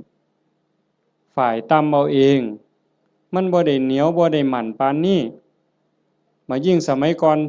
2,600 กว่าปีโยมว่ามันสิปานใดไปเก็บมาจากกองขยะผ้าห่อศพจังซี่ผ้าเปื้อนประจำเดือนไม่ออกก็ไปถิ้มจังซี่ผ้าไปฉีกก็มาต้มน้ำเลือดน้ำเหลืองออกซักน้ำออกมาเย็บเป็นผืนแต่บัดมื้อนี้ย่ายผู้เป็นเจ้าภาพพร้อมลูกพร้อมหลานเขียนหนังสือว่าสั่นก็ถือพานดอกไม้ไปกราบหลวงพ่อเจ้าอาวาสหลวงปู่หลวงตาครูบาอาจารย์บ่ต้องลำบากเด้อบ่ต้องกังวลเด้อเรื่องกฐินปีนี้ข้าน้อยสิพาลูกพาหลานพาพี่พาน้องเฮ็ดถวายดอกเด้อให้ครูบาอาจารย์สำบายใจได้ศึกษาธรรมะปฏิบัติธรรมะมาบอกมาสอนพวกผู้ค้านี่คือการให้ทานด้วยจิตหวังอนุเคราะห์นั่งเมื่อให้ทานด้วยจิตหวังอนุเคราะห์จังสี่ผลบุญมันเกิดในเมื่อผลบุญเกิดขึ้นมาปั๊บเพิ่นบอกว่าเฮาสิได้ใช้ได้สอยแต่สิ่งดีสิ่งงามของเหลือเลือกเขาก็เป็นของดีเขาเลือกไปหมดแล้วเหลือไว้อันเดียวเฮาเอามาใช้ก็สิเป็นของดีมีคุณภาพมีความคงทนอันนี้บุญได้เป็นผู้เอาให้บ่มีพระเจ้าทั้งใดโดนบันดาลบ่มีพระพรหมทั้งใดลิขิตแต่ว่าผลบุญผลกรรมของแต่ละคนที่ตนเองสร้างตนเองเฮ็ดมันสิส่งผลเองนี่ให้ทานโดยจิตหวังอนุเคราะห์กฐินก็ในหันจังว่ามันเป็นบุญหลายให้ทานโดยการบ่เบียดเบียนบ่เบียดเบียนตนเองบ่เบียดเบียนผู้อื่นก็คือในงานนี่บ่เห็นเหล้าเฮาบ่เบียดเบียนเขาโดยเอาเหล้ามาเกลือเขามันดีซั่นบ่คันด้วยความเข้าใจด้วยความมักก็สิว่ามันดีแต่เว้าด้วยความเป็นจริงโยมก็คิดเบิ่งบัดคันว่ามันดีเลี้ยงเหล้ามันดีนี่ลูกเฮาน้อยๆเอาเหล้ากอกมันเบิ่งสมมุติว่าไปเล่นในบ้านผู้เฒ่าจับเอาเหล้ากอกหลานเฮานี่ยายสิว่าจังได๋ยามผัวเมาเหล้านี่สำบายใจบ่ไปนั่งกินอยู่นั่นก็เคิกเวลาเฮ็ดนาแล้วอันนั้นบ่ทันเมาได้แต่นั่งกินอยู่นั่นก็บ่แห้งแล้วเธอเมาล้มป่องงองนอนคาบหญ้าหมาเลียปากอยู่หั่นบัดลูกก็อยากอายคนเมียก็อยากอายคนเคิกเวียกไปอีกเป็นมื้อดีบ่ดีทะเลาะวิวาทตีกันหัวล้างข้างแตกขึ้นโรงขึ้นศาลอีกหวยแขนหักขาขาดพิกลพิการลูกกำพร้าเต็มบ้านเต็มเมืองนี่ย้อนเหล้ายังสิว่าดีอยู่อำเภอรัตนะนี่บ่ปานใดดอกเนาะไกลสุรินทร์จักหน่อยคนสุรินทร์ไม่กินสุรายังว่าหมาสุรินทร์เสยอยู่เว้ยแต่ว่าซุมื้อมันเปลี่ยนแล้วเนาะไปอยู่ศรีสะเกษแทนแล้วบัดนี้อันนั้นก็บ่ยอมแพ้คือกันในทางนั้นก็ได้แต่ว่าเฮานี่มันพัฒนามาแล้วโยมเห็นบ่มันบ่ดีเฮาก็จังทำบุญโดยการบ่เบียดเบียนคันเฮาทำบุญด้วยการไม่เบียดเบียนนี่พระพุทธเจ้าเพิ่นบอกว่าเมื่ออานิสงส์เกิดผลบุญมันทรงเต็มที่เฮามีดินมีดอนมีไหมีนาเรือนซ่านบ้านซองทรัพย์สินสมบัติโจรลักบ่ได้ไฟบ่ไหม้ของเฮาลมบ่พัดของเฮาให้เสียหายเห็นบ่เพิ่นจังว่าเฮ็ดบุญกฐินมันได้บุญหลายมันก็แม่นคันเฮ็ดเป็นบ่เป็นก็จอดคือกันลงทุนเป็นแสนเป็นล้านก็ลองเบิ่งติล่ะคันเฮ็ดแบบว่าน่ะนี่ขาหมูขางัวสั้นขาสังลางไว้นี่ผู้ใดมาก็ปาดก้อยซกเล็กอยู่กับนี่โลดเอาลองเบิ่งเราก็เอารถมาจอดไว้นี่อยากกินเท่าใดก็กินนี่มันจะบ่ตีกันหัวล้างข้างแตกอยู่นี่เจ้าภาพสิไปอยู่ไสล่ะเจ้าว่ากินบ่อิ่มด่าเจ้าภาพอีกเมามาหากใส่เจ้าภาพเสร็จอีกลองเบิ่งเป็นบุญปานใดบัดนี้บ่มีแต่ว่าคันแนวนี้แม่ป้าพ่อลุงแม่ใหญ่จักมาแต่ไสนี่มานั่งฟังเทศน์ฟังธรรมนำกันด้วยความสงบงามอันนี้มันเกิดบุญมื้อนี้จะเว้าเรื่องกฐินจักนิดนึงแต่ว่ามันจะได้บุญหลายแนวใดเขาเบิ่งเอาแต่ซ้ำสายตาเฮาเห็นคันเป็นบุญอย่างอื่นบุญแจกข้าวบุญอัฏฐาซื่อๆโยมก็บ่เฮ็ดคักปานนี้อันนี้เตรียมการโดนเป็นแห้มเดือนแห้มปีตั้งต่อเพราะว่าเฮาเชื่อว่ามันเป็นบุญ บอกลูกบอกหลานว่าลูกเอ้ยหลานเอ้ยทั้งลูกไผ่ลูกเขยหมู่เจ้าเก็บเงินเด้อออมเงินเด้อประหยัดแน่แม่สิพาเฮ็ดบุญกฐินหาพ่อใหญ่แม่ใหญ่หาปู่หาย่าหาพ่อผู้มีพระคุณในวงตระกูลเฮาอย่าสะเอาแต่สองนี่เด้บ่แม่นเพียงแค่ตาพ่อใหญ่ตาแม่ใหญ่พุทธบุญรัตน์อย่างเดียวพ่อแม่ในอดีตปู่ย่าตาทวดในชาติก่อนภพก่อนผัวชาติก่อนเมียชาติก่อนลูกเต้าเหล่าหลานแต่อดีตตลอดฮอดเจ้ากรรมนายเวรเฮาเอาพ่อใหญ่ตาแม่ใหญ่พุทธนี่เป็นหลักแล้วก็ต่อไปฮอดพวกที่เฮาบ่เคยฮู้จักนั่นคือพวกเหล่านั้นเพิ่นอาจจะรอคอยรับบุญรับกุศลที่โยมเฮ็ดอยู่เฮาจะบ่ขี้ทีแฮ่งให้แฮ่งได้อย่าไปเว้าเด้มันเรื่อยๆอยู่แม้แต่อยู่วัดครูบาเขารายการจังซี่หรือไปเทศน์บางหม่องยังมีอยู่ในความคิดจังซี่ว่าคันอุทิศไปให้ผู้อื่นมันสิบ่หมดบ่เพิ่นย้านบุญเพิ่นหมดเฮ็ดแล้วต้องเอาผู้เดียวคันกรวดน้ำอุทิศไปมันสิหมดบ่เพิ่นย้านบุญหมดจริงๆมันบ่หมดยิ่งให้ยิ่งได้ยิ่งให้ยิ่งหลายเฮาเบิ่งคือเฮาเตรียมกฐินผูกผ้าเตรียมอาสสงฆ์เฮ็ดฝาเฮ็ดผ้าข้างหลังเฮ็ดสายลุงหาบักกล้วยบักอ้อยบักพร้าวตั้งอิหยังขึ้นมาไม่กวดหามากกกล้วยกกอ้อยหามากองกฐินนี่มันยิ่งใหญ่ความตั้งอกตั้งใจจังซี่มันก็ก่อให้เกิดบุญพอเฮาเฮ็ดด้วยศรัทธาเฮ็ดด้วยความเคารพเฮ็ดด้วยความตั้งใจนี่อานิสงส์มันหลายแล้วก็อีกอย่างหนึ่งหลังจากเฮานอกจากเฮาจะเฮ็ดด้วยความตั้งอกตั้งใจด้วยความศรัทธาแล้วประโยชน์มันเกิดกับพระพอประโยชน์เกิดกับพระที่เอิ้นว่าอานิสงส์เกิดกับพระแล้วมันก็ยังย้อนมาใส่โยมแม้แต่เฮาบ่เฮ็ดจังซี่อ่าอานิสงส์ที่มันเกิดจากการเป็นคนดีมีศีลมีธรรมที่เฮาเฮ็ดอยู่ประจำพระพุทธองค์เพิ่นก็บอกว่ามันมีอยู่4อย่างอันนั้นคือสากลสิใส่บาตรหน้าบ้านหน้าเรือนซอยเหลืองานสาธารณะจังซี่งานวัดงานโรงเรียนงานตำรวจงานอนามัยเฮาไปซอยด้วยความตั้งใจด้วยความจริงใจเพิ่นว่า1ชื่อเสียงอันดีฟุ้งกระจรไปไกลก็แม่นอีหลีคันโยมเป็นคนดีมีจิตใจเอื้อเฟื้อต่อโลกต่อสังคมชื่อเสียงอันดีฟุ้งกระจรไปไกล2คนดีย่อมคบหาดีดูดดีชั่วดูดชั่วพวกเล่นไพ่มันก็บ่ได้มาติดประกาศผู้ใหญ่บ้านบ่ได้ประกาศเอิ้นเด้มื้อนี้เด้อผู้ใดสิไปเล่นไพ่ไปส่งนั่นเด้อเขายังขาดขาอยู่ผู้ใหญ่บ้านบ่ได้ประกาศเด้ไปเองหมู่มันสิกินเหล้าก็บ่ได้เอิ้นประกาศมาเด้อตอนนี้มาแล้วเหล้าขาวก็มาแล้วเหล้าสีก็มาเบียร์ก็มาหมดทุกยี่ห้อฟ้าวมาบ่ได้เอิ้นไปเองมันดูดกันไปดีดูดดีชั่วดูดชั่วอันซุ่มไปวัดปฏิบัติธรรมนั่งสมาธิอันนี้ก็บ่ได้ยากคือกันไปแล้วบ่เฒ่าพร้อมแล้วบ่โทรศัพท์ถ้าค่อยได้เด้อไปโลดเห็นบ่อันนี้คือกันอานิสงส์ของคนเฮ็ดคุณงามความดีชื่อเสียงอันดีฟุ้งกระจรไปไกล2คนดีย่อมคบหา3เป็นที่รักของมนุษย์และเทวดามนุษย์คือผู้มีใจสูงใจดีใจงามมีศีลหาเต็มเปี่ยมมีกุศลกรรมบท10หวังดีต่อพี่ต่อน้องนั่นคือมนุษย์เป็นมนุษย์คนแล้วก็เทวดาคนมีหิริมีโอตตัปปะนอกจากมีศีลแล้วมีธรรมแล้วก็ยังอายซัวกลัวบาปเข้ามากำกับในใจอีกนั่นเป็นมนุษย์เทโวเทวดาคนยังเป็นนี่แหละแล้วเทวดาที่เฮาบ่เห็นโตเพิ่นก็ย่อมคุ้มครองรักษาคนเฮ็ดบุญคนสร้างบุญเป็นหยังเพราะว่าคนดีคนเฮ็ดบุญคนสร้างบุญนี่เขาสร้างบุญเทวดาก็สาธุเทวดามาทอดกฐินบ่ได้ดอกโยมเชื่อบ่เทวดามาทอดกฐินบ่ได้เทวดาสิมายกผ้าเข่าถวายพระบ่ได้เฮ็ดจังได๋ล่ะก็สาธุแหละเห็นหมู่เฮาเฮ็ดมื้ออื่นนี่เพิ่นก็สาธุนั่งฟังเทศน์นี่เพิ่นก็สิสาธุนำเฮาเนี่ยเพิ่น พิ่นก็ได้นำเฮาเพิ่นจังว่า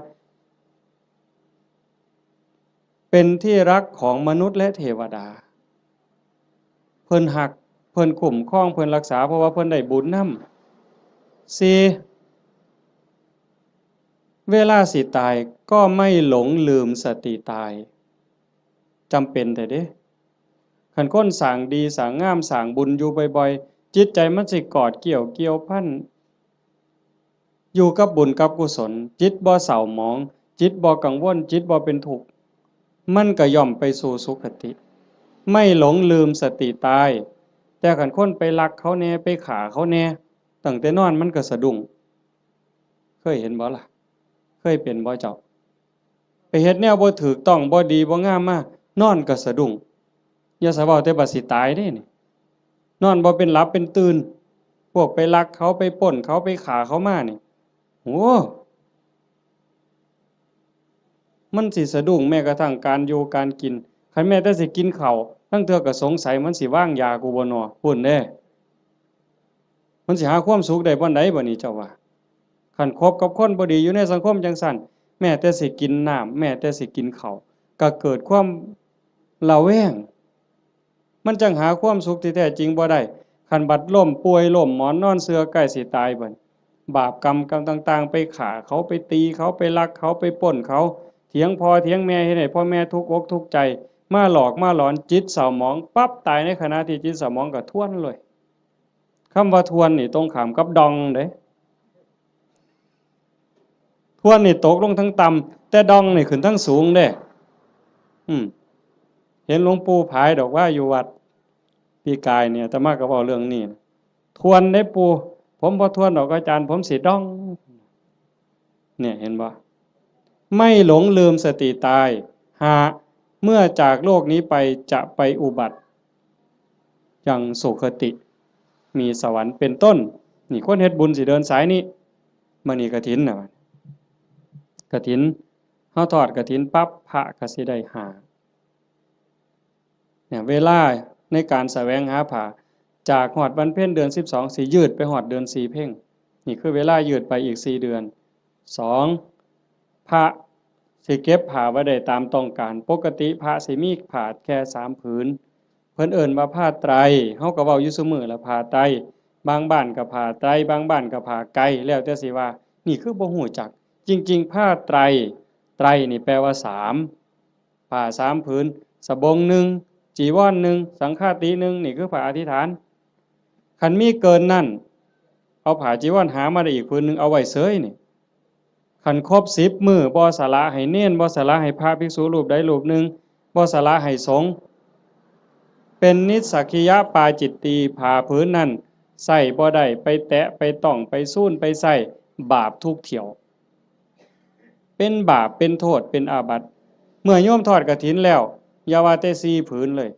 เอาไว้เต็มเฮือนนี่ก็บ่เป็นหยังเอาไว้เต็มเดินวัดก็บ่ผิดนี่คืออานิสงส์ที่พระได้เก็บผ้าไว้ได้ตามต้องการ3เมื่อจากอาวาสสิไปไสก็ตามไม่จำเป็นต้องเอาผ้าไปครบสำรับบางหันว่ามีเกิน3บ่ได้มื้อนี้ขาด3บ่ได้บัดนี้ข้อที่3เพิ่นเอิ้นว่าปราศจากจีวรสมมุติว่ามันบ่ทันได้ออกพรรษาบ่ทันได้รับอานิสงส์พรรษาอานิสงส์กฐินอาตมา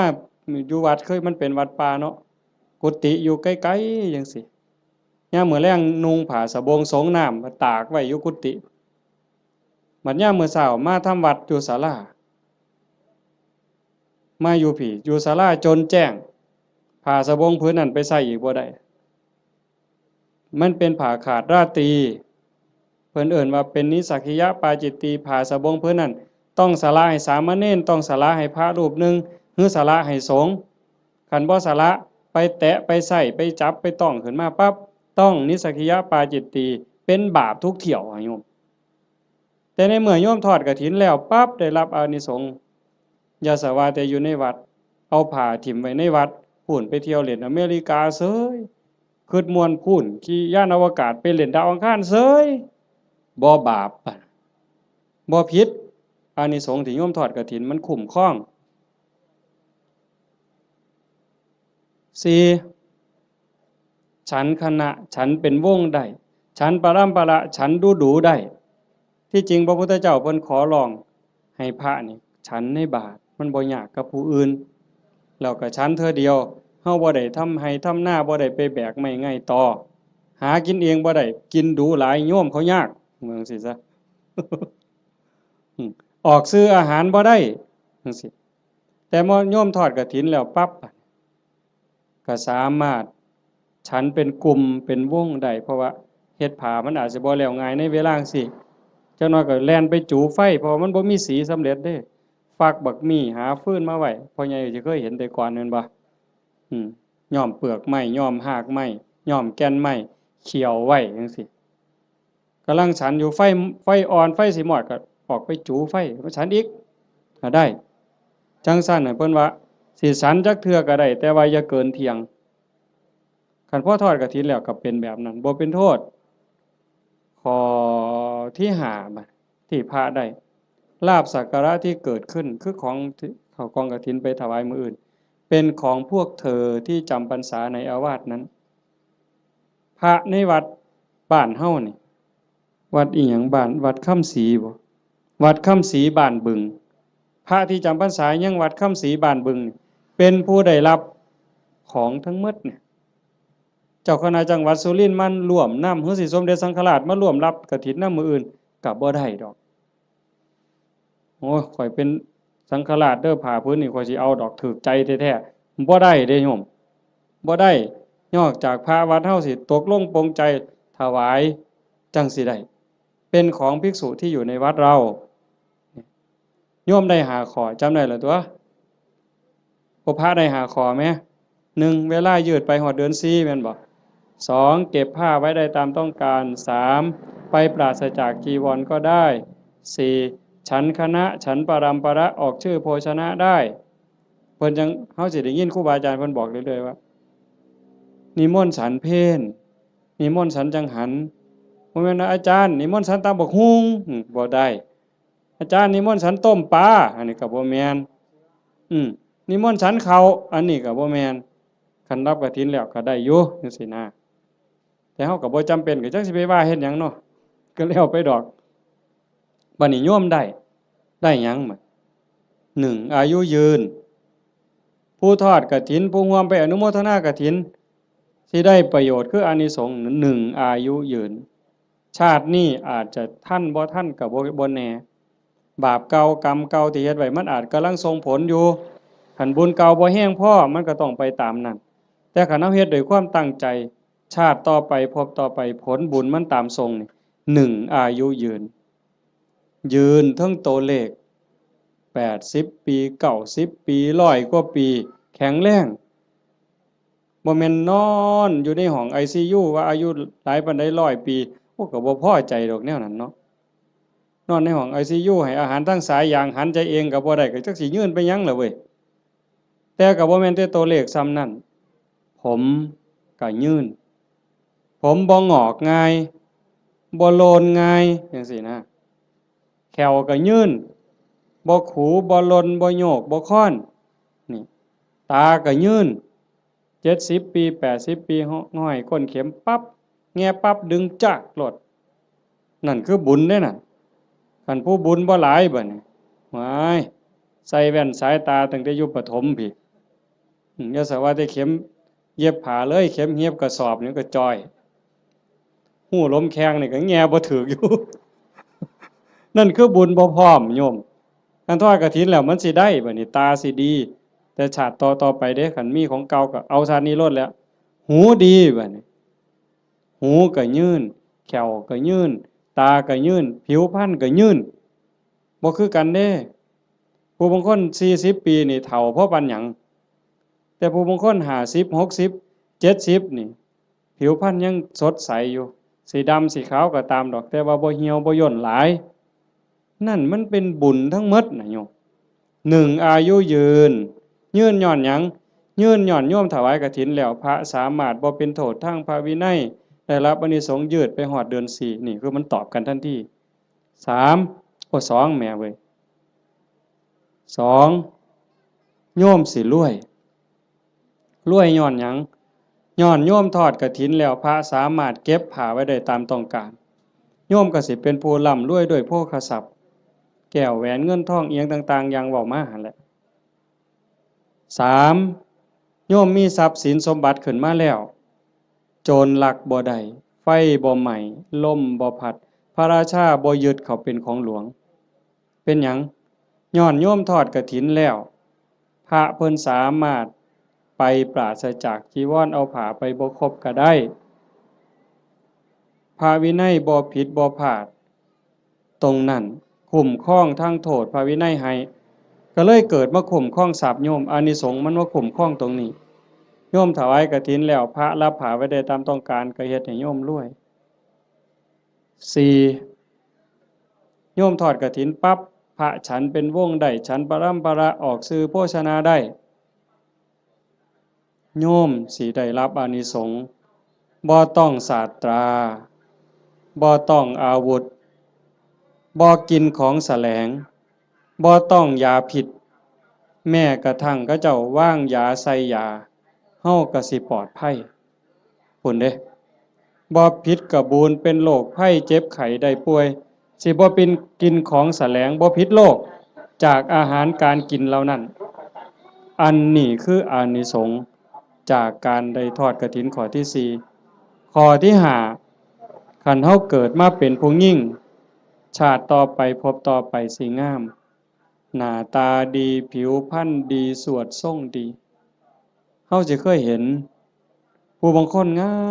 มงามหน้าตางามแต่ว่าหุ่นบ่ดีสวดทรงบ่ดีบางเทื่อหน้าตางามแต่ว่าแขนรีบเนี่ยมันบ่เกิงกันผู้บางคนหน้าตางามแต่ว่ารูปร่างบ่ดีผู้บางคนรูปร่างดีดีเด้อเบิ่งทั้งหลังห้วยบ่แม่นสิแม่นนางงามจักรวาลซั่นบ่แงกหน้ามาว่าแม่นยักษ์สดน้ำร้อนมันเป็นจังไดยายมันเป็นจังไดยักษ์สดน้ำร้อนนี่บ่เคยเห็นดอกเว้ยคันเห็นแต่อยู่หน้าโบสถ์ตั้งแต่มันยืนอยู่มันก็เป็นตางึดแม่งคันมันสดน้ำร้อนอีกมันสิเป็นแนวใดเนาะอันนั้นแต่คันเฮาทอดกฐินแล้วเป็นผู้หญิงข้อที่5นี่อานิสงส์ข้อที่5สิงามคันเกิดเป็นผู้ชายชาติใดชาติหนึ่งคันได้เกิดพร้อมพระพุทธเจ้าสมัยที่มีพระพุทธเจ้ายังทรงมีพระชนมายุอยู่สิได้ฟังธรรมต่อเบื้องพระพักตร์ฟังเทศน์ที่พระพุทธเจ้าเทศน์ให้ฟังแล้วสิได้บรรลุธรรมบรรลุธรรมแล้วขอบวชพระพุทธเจ้าบวชให้พระพุทธเจ้าเป็นอุปชฌาย์คันบอกภาษาเฮาเอหิภิกขุอุปสัมปทานั่นคืออานิสงส์จากการทอดกฐินมันบ่น้อยเด้โยมจังซั่นจังพากันตั้งอกตั้งใจเด้อลูกเต้าเราหลานก็ตามเด็กเล็กเด็กน้อยก็ตามโยมไม่ออกผู้เป็นเจ้าภาพหลักตุ่มพี่ตุ่มน้องถือว่าเป็นประมุขเป็นประธานเป็นหัวหน้าเทวดาให้เฮ็ดใจให้ม่วนๆบ่ได้เฮ็ดดูปานใดดอกปีนี้อาตมาก็จะเฮ็ดอยู่หลังจากแล้วอยู่วัดวันที่21 22ทอดอยู่วัดวันที่25อาตมาสิไปทอดอำเภอเสรภูมิจังหวัด101ก็อยากได้คือกันนะโยมอยากเฮ็ดบุญคือกันก็พยายามมีโอกาสบ่ใดก็จะเฮ็ดให้เฮาได้ตั้งอกตั้งใจรักษาใจเจ้าของในจากนี้ไปให้มันงามๆไผสิว่าจังได๋ก็สร้างสิเกิดอิหยังขึ้นก็ให้ใจเฮาสงบให้ใจเฮางามเพื่อมันสิเป็นแรงเกื้อหนุนส่งจิตวิญญาณเฮาให้ไปที่ดีที่งามไปสู่ที่ชอบ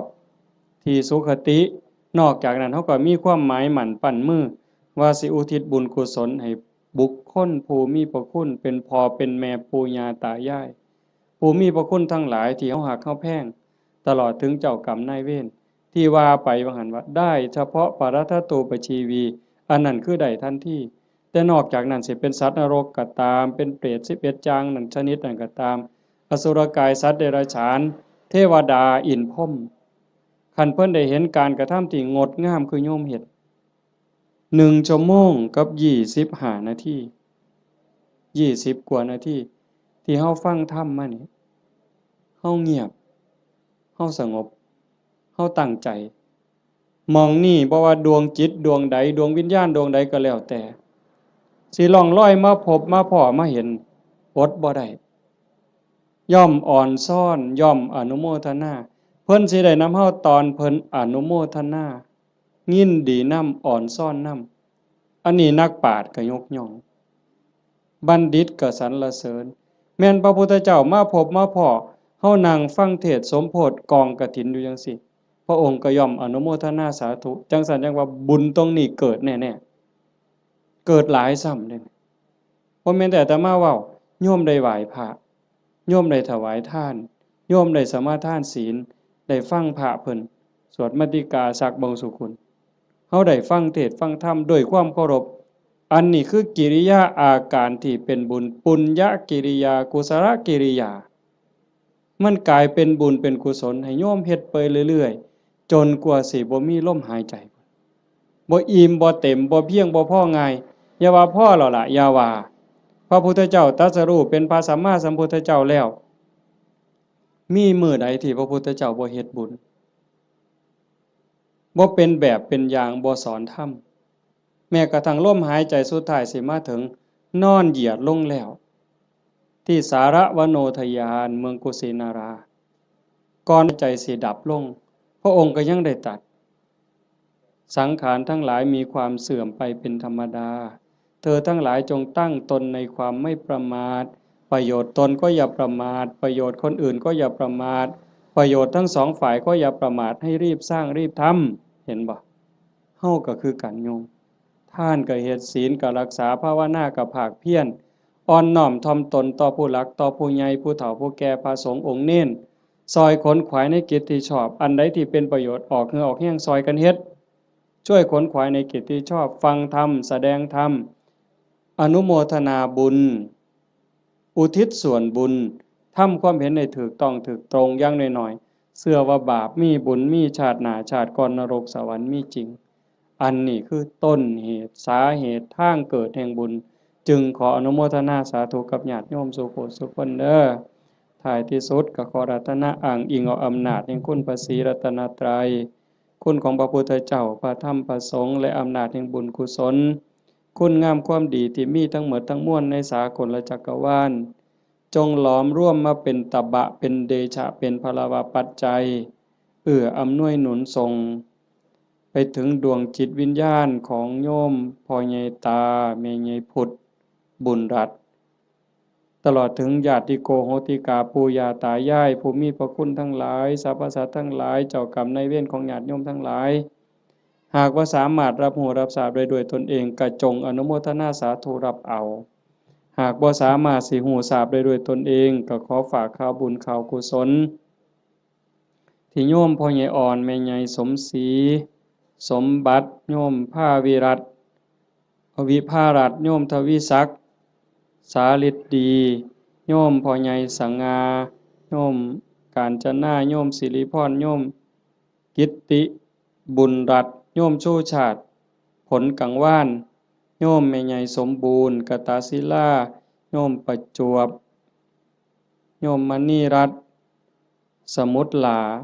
โยมหานโยมชาญชัยโยมดวงธิดากตศิลาโยมพรณภากตศิลาโยมไกรสอนโยมจันทิราตะการจันทร์พร้อมทั้งญาติโยมหมดสุขุสุคนได้สร้างได้ทำในข้าวครั้งนี้ฝากไปกับปวงเราเทพเทวดานางธรณีภูมิญาณวิถีอันเป็นทิพย์จงนำข่าวบุญส่วนนี้ไปแจ้งแก่ดวงจิตวิญญาณพ่อใหญ่ตาโยมแม่ใหญ่พุทธบุญหลาดพร้อมทั้งปู่ย่าตายายผู้มีพระคุณบุคคลอันเป็นที่รักของท่านเจ้าภาพของญาติโยมทั้งหลายให้ได้รับรู้รับทราบแล้วจงอนุโมทนาสาธุรับเอาหากว่ามีความทุกข์ก็ขอบุญกุศลส่วนนี้จงถ่ายถอนให้ได้พ้นไปจากความทุกข์หากว่ามีความสุขดีอยู่แล้วก็ขอให้ได้มีความสุขยิ่งขึ้นไปสุดท้ายขอบุญกุศลเหล่านั้นจงสะท้อนย้อนกลับมาปกปักรักษาคุ้มครองญาติโยมสุขสุขคนให้เป็นผู้แกล้วกล้าอาจหาญร่าเริงในการสร้างบุญสร้างกุศลสร้างคุณงามความดีให้ยิ่งขึ้นไปให้เป็นผู้เจริญงอกงามในจตุรพิธพรชัยคืออายุวรรณะสุขภละปฏิภาณธรรมสารสมบัติเป็นผู้มีสัมมาทิฏฐิมีโอกาสประพฤติธรรมปฏิบัติธรรมให้ได้เข้าถึงธรรมที่บ่ทันได้เข้าถึง ได้หู้แจ้งธรรมที่บ่ทันได้หู้แจ้งจนสามารถนำตนให้พ้นทุกข์ได้มีความสุขกายสุขใจปรารถนาสิ่งหนึ่งประการใดหากเป็นไปโดยชอบประกอบด้วยธรรมก็ขอให้ความหวังความปรารถนานั้นจงสำเร็จทุกๆประการโดยทั่วกันทุกท่านทุกคนเทอ